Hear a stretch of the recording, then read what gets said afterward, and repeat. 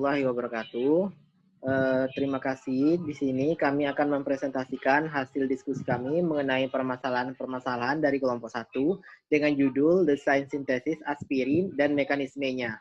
Permasalahan pertama akan dinyatakan oleh Saudari Ermawati. Kepada Saudari Erma, kami persilahkan.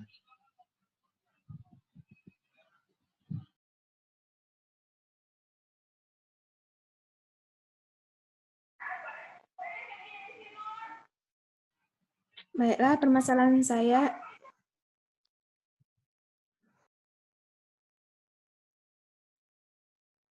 di sini permasalahan saya yaitu asam salisilat merupakan asam yang mengandung 2 gugus OH dan COOH. Anhidrida asam asetat menyerang gugus fenol dari asam salisilat. Bagaimana jika yang diserang adalah H pada gugus COOH pada asam salisilat tersebut? Kepada teman-teman yang ingin menjawab permasalahan saya, dipersilakan. Baiklah, saya Desti dengan NIM 010 akan mencoba membantu menjawab atas permasalahan dari Ermawati. Menurut saya di sini, jika anhidrida asam asetat menyerang H pada COOH, asam salisilat, maka hasil yang terbentuk bukanlah asam asetil salisilat atau aspirin, melainkan yang terbentuk adalah metil salisilat. Karena asam salisilat adalah desalat fenol, maka reaksinya tersebut merupakan asetilasi desilat fenol. Asetilasi ini tidak melibatkan ikatan CO yang kuat dari fenol. Bagaimana tanggapan dari Saudari Ermawati? Baiklah, terima kasih kepada Saudari Desti atas jawabannya, tetapi di sini saya merasa jawaban dari Desti kurang tepat. Apakah ada teman-teman yang ingin menambahkan jawaban? Dipersilahkan. Baiklah.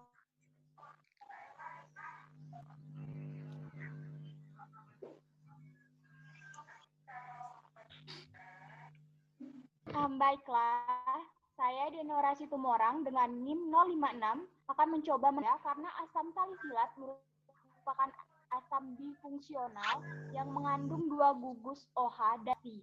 Reaksi asam salisilat dengan metanol akan menghasilkan metil salisilat. Reaksi dengan asam asetat anhidrida akan menghasilkan aspirin. Jika asam salisilat direaksikan dengan metanol, maka H yang diserang adalah H pada COO. Jika asam salisilat tersebut direaksikan dengan asam anhidrida, otomatis H yang diserang adalah H. Baik, terima kasih Ermawati. Itu jawab tambahan dari saya. Baiklah, terima kasih kepada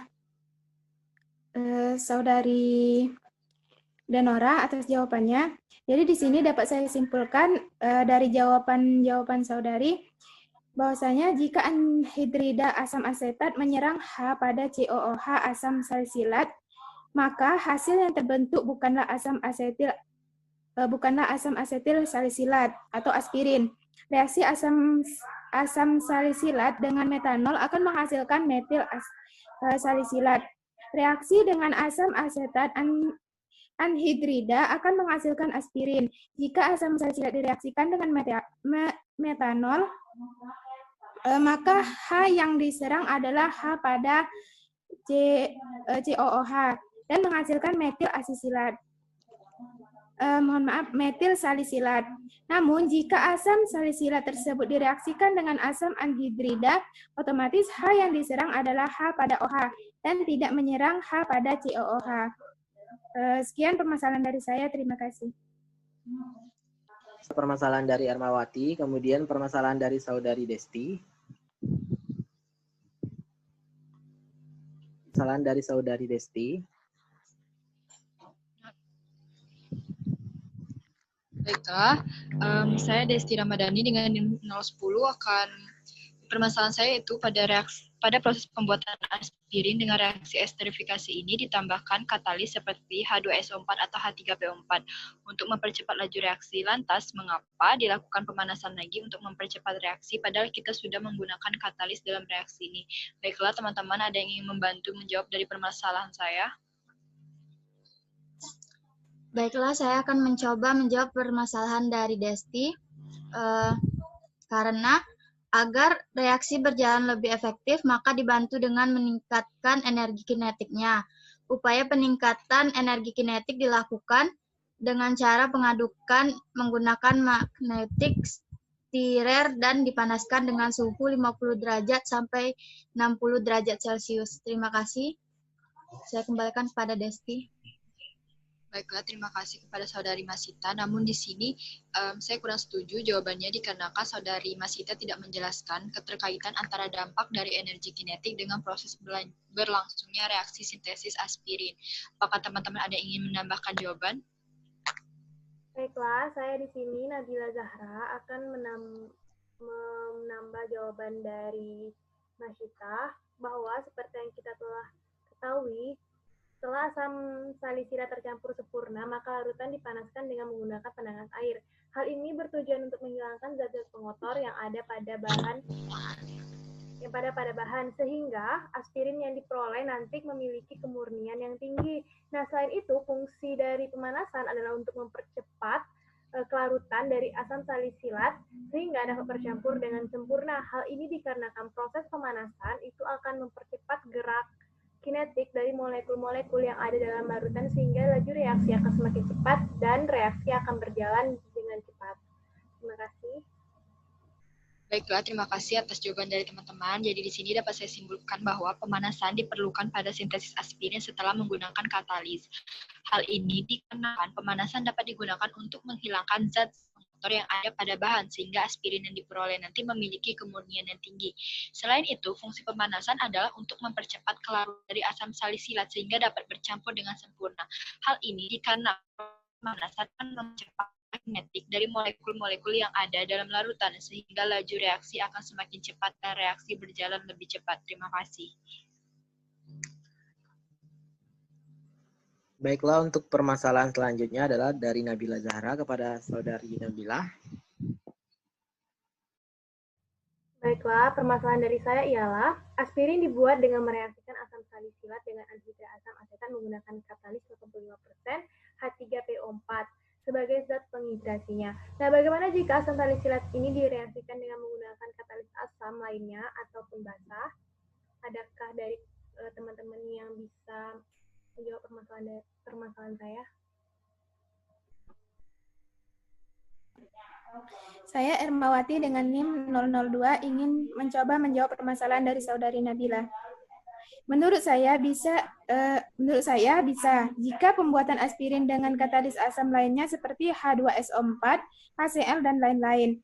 Dasar pembuatan sintesis aspirin adalah reaksi esterifikasi, yaitu reaksi antara gugus asam karboksilat, asam asetat, COOH, dan gugus alkohol, asam salisilat, OH, dengan bantuan asam klorida pekat atau HCl dan aqueous dan menghasilkan senyawa ester asam asetil salisilat dan hasil samping sejumlah kecil asam sulfat. Mungkin itu jawaban dari saya. Terima kasih kepada Ermawati yang telah menjawab permasalahan saya, tetapi di sini saya rasa jawaban dari Erma itu kurang lengkap karena hanya menyebutkan katalis asam lainnya saja. Bagaimana dengan yang lain? Adakah yang bisa menjawab permasalahan saya? Baiklah, perkenalkan nama saya Sandi. Saya ingin menambahkan jawaban dari Saudari Ermawati mengenai permasalahan Nabila Zahra. Di sini saya ingin menambahkan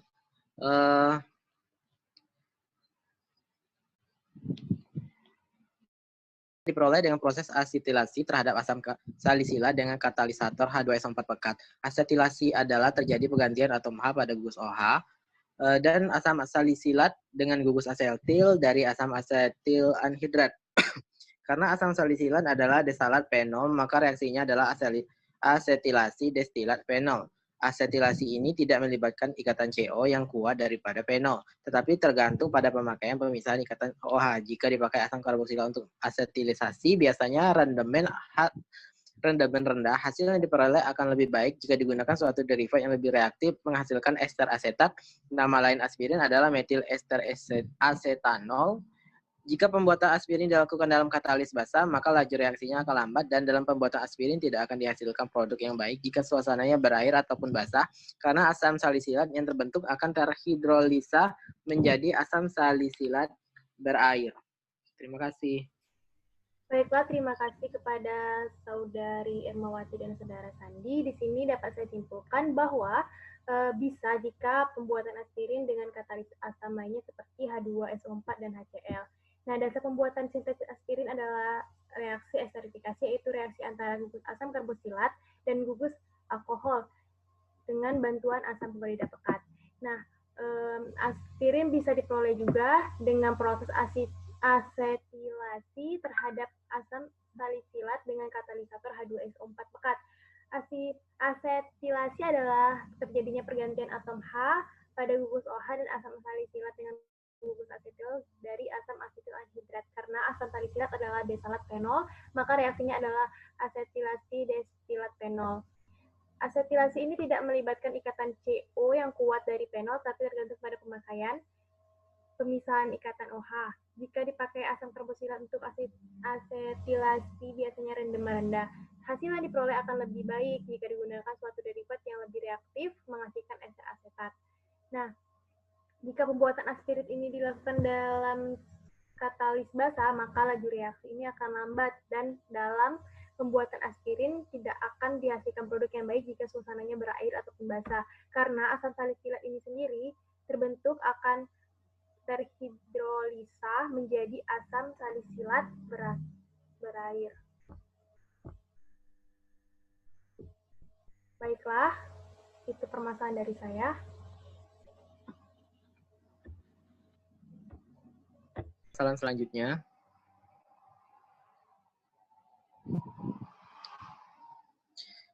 Permasalahan selanjutnya adalah permasalahan saya sendiri, di mana aspirin, asam asetil salisilat merupakan salah satu turunan dari fenol merohidris, ialah fenol dengan satu gugus hidroksil yang berikatan pada inti aromatis, di mana fenol tidak dapat bereaksi dalam air. Lalu mengapa pada pembuatan aspirin membutuhkan air, sedangkan pada berbagai uji coba itu lebih ke pelarut lainnya seperti etanol?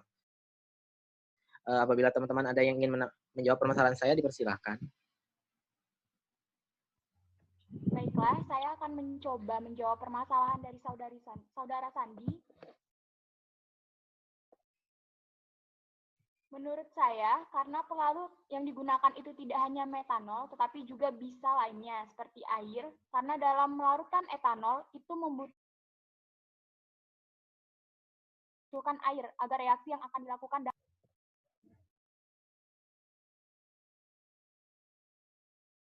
Terima kasih jawaban dari Saudari Denora. Namun di sini saya kurang setuju dengan jawaban Denora, di mana telah kita ketahui bahwa aspirin itu merupakan harus dilarutkan dengan pelarut lainnya, tidak seperti air. Karena apabila dilarutkan seperti air, maka dosisnya itu kan rendah. Jadi kalau dosisnya itu ditambahkan air itu bakalan bertambah rendah dan itu tidak berpengaruh terhadap kayak yang lainnya. Saya ingin tambahan dari jawaban teman-teman. Apakah ada yang ingin menjawab permasalahan saya? Baiklah, saya akan menambahkan jawaban dari Saudari Denora atas pertanyaan dari Saudara Sandi. Menurut saya, bukan dari bahan yang digunakan, itu seperti air. Karena tidak ada pengaruhnya antara dosis aspirin dengan pembuatan aspirin dengan air. Nah, dari yang saya pahami bahwa memang betul dalam pembuatan aspirin itu menggunakan air, seperti contohnya ditambah etanol 25%.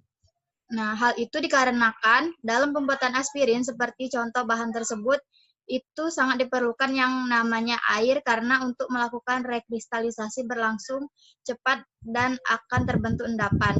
Nah, endapan inilah yang merupakan aspirin. Bagaimana Saudara Sandi? Baiklah, terima kasih atas jawaban dari Saudari Denora dan Mas Ita. Jadi dapat disimpulkan bahwasannya karena pelarutnya digunakan itu tidak hanya metanol, tetapi juga air, menurut saya dari kesimpulan yang saya dapat itu memang betul dalam pembuatan aspirin itu ada menggunakan air. Seperti contohnya yang tadi, air ditambah dengan etanol 25%. Hal itu juga dikarenakan dalam pembuatan aspirin, seperti contoh bahan tersebut, itu sangat diperlukan yang namanya air, karena untuk melakukan rekristalisasi berlangsung cepat dan akan terbentuk suatu endapan, yang mana endapan inilah yang merupakan hasil aspirin. Terima kasih. Untuk permasalahan selanjutnya,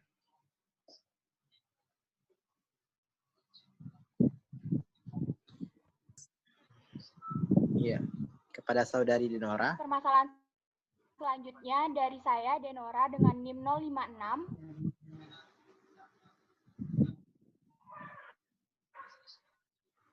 Silat dengan asam asetat dibutuhkan ada ini. Baiklah, di sini saya akan mencoba menjawab permasalahan dari Denora, yaitu aspirin dapat dibuat dengan mereaksikan asam salisilat dengan asam asetat dengan adanya katalis asam.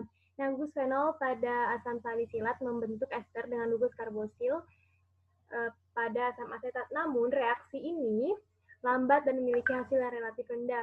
Pada proses pembuatan reaksi esterifikasi ini dibantu oleh suatu katalis asam untuk mempercepat reaksi, tapi pada penambahan katalis ini tidak terlalu berefek, maka dilakukanlah pemanasan untuk mempercepat reaksinya. Itu jawaban dari saya.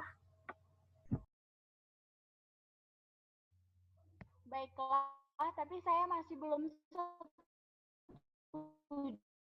dengan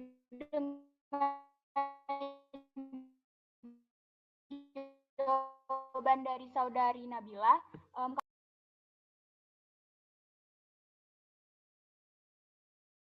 Saya Ermawati dengan NIM 002 ingin menambahkan jawaban dari Saudari Nabila. Menurut saya, katalis yang dapat digunakan salah satunya yaitu H3PO4 sebagai zat penghidrasi.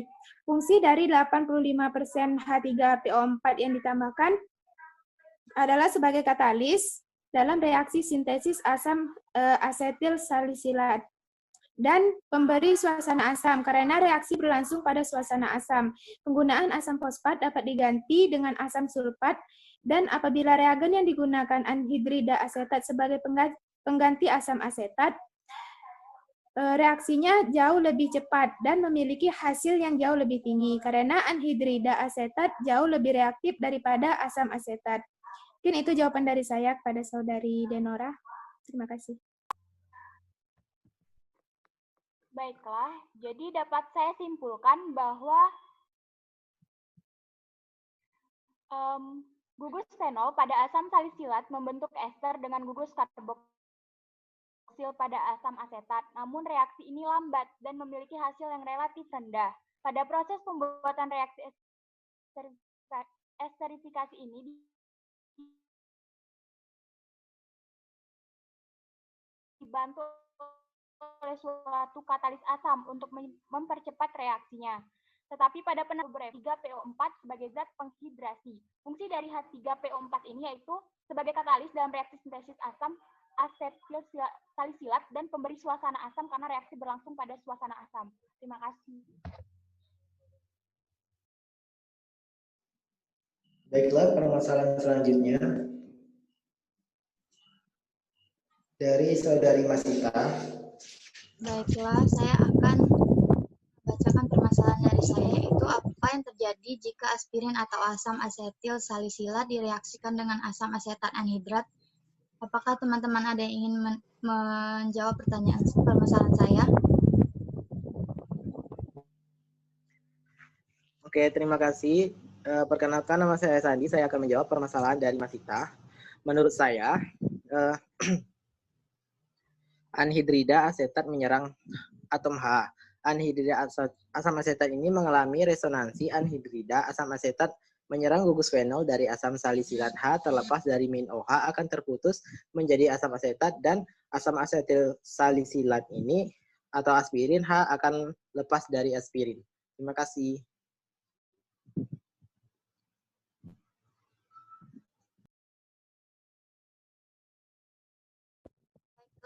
Menurut saya jawaban dari Sandi kurang tepat. Apakah ada teman-teman yang ingin menambahkan? Saya Desti akan mencoba menambahkan jawaban dari Saudara Sandi. Di sini tadi Saudara Sandi menjelaskan bahwa anhidrida asetat menyerang H. anhidrida asam asetat mengalami resonansi anhidrida asam asetat menyerang gugus fenol dari asam salisilat. H terlepas dari OH akan terputus menjadi asam asetat dan asam asetil salisilat atau aspirin. Nah, H akan lepas dari aspirin dan berikatan dengan atom H pada anhidrida asam asetat.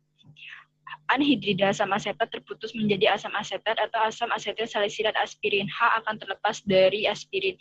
Dan di sini saya menambahkan bahwa asam asetat anhidrida juga terbuat dari 2 asam asetat glasial, sehingga pada pereaksian volumenya dan lain-lain semua sudah digandakan.